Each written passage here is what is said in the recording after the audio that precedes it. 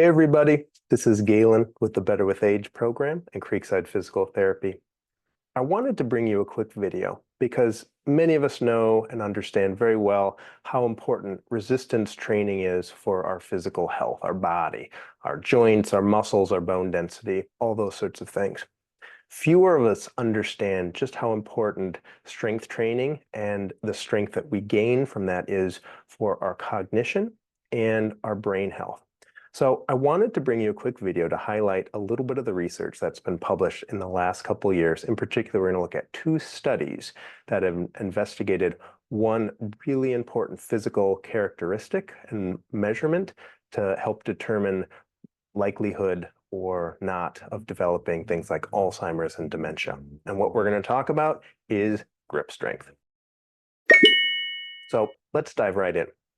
The title of the first article that you can see is Handgrip Strength and All-Cause Dementia Incidence and Mortality, Findings from the UK Biobank Prospective Cohort Study. It was published in the Journal of Cachexia, Sarcopenia and Muscle in 2022, and you can see the authors there.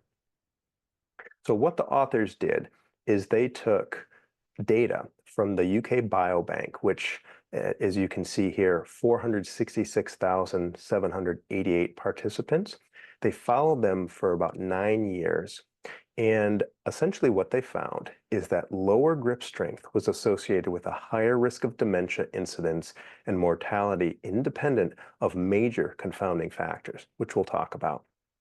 Furthermore, what they did is they divided the groups, or the whole cohort rather, into 5 different groups. So that's the quintiles. So people in the lowest quintile had the lowest grip strength. People in the highest quintile had the highest grip strength. And then obviously in between that as well.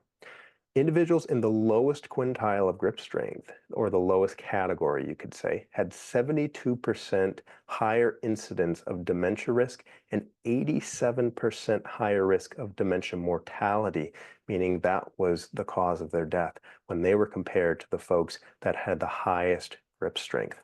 So furthermore, diving down into a little bit more of the analysis of the paper, what they found is that for each 5 kilogram lessening in hand grip strength, there was a 14% higher risk of all-cause dementia and a 17% higher risk of dementia death.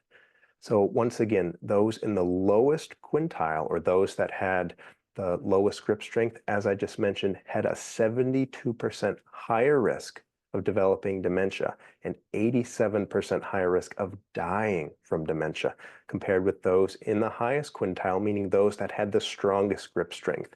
So these results were independent of age, sex, ethnicity, deprivation index, body mass index, multimorbidity, meaning lots of different variables at play in their lifestyle, long-standing illness, and other confounding behavioral factors, including walking pace, sleep duration, watching TV, smoking, and alcohol status, and how they ate.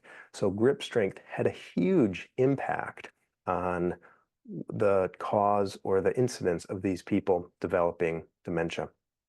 Last thing I'll mention here is the authors estimate that 11.5 to 12.2% of dementia cases and deaths, respectively, could have been prevented if those individuals that had the lowest grip strength could move up into a higher quintile, or in fact, if anybody below the top quintile could move up a level. So 11 to 12% of deaths could have been prevented by improving one's grip strength.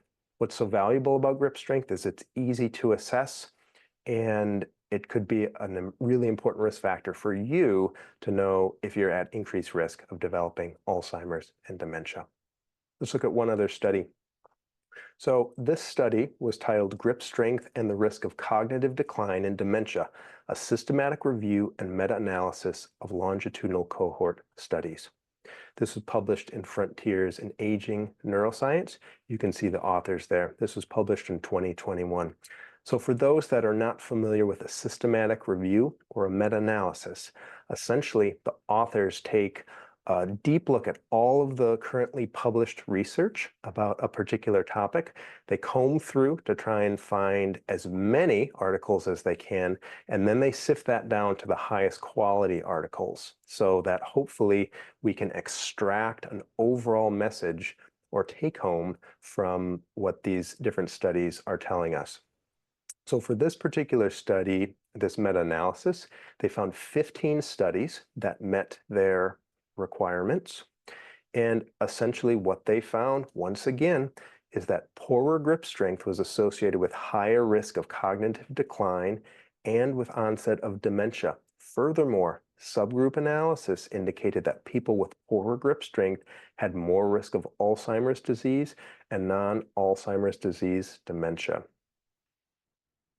Once again, of a high quality research indicating just how important and valuable grip strength is as a measurement for potential cognitive decline.